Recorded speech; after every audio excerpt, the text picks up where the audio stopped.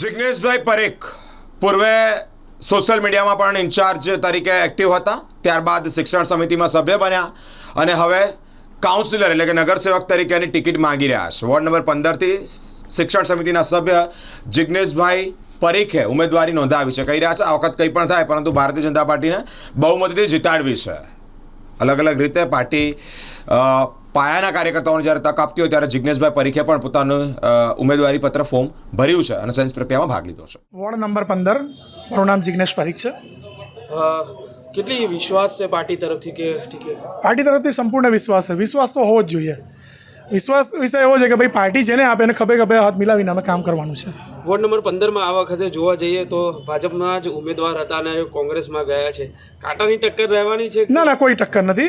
ભારતીય જનતા પાર્ટીના 4 કમળ ખીલવાના છે અને 4 કમળ અમે અધ્યક્ષશ્રીને અર્પણ કરીશું. હા, તો હવે જો પાર્ટી તક તો આગળ કેવી વિકાસના કામો?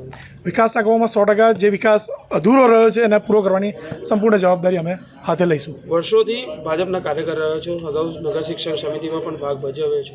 હવે તક મળશે? એ પાર્ટીનો વિષય છે. પાર્ટી જે નક્કી કરશે અમને મંજૂર છે.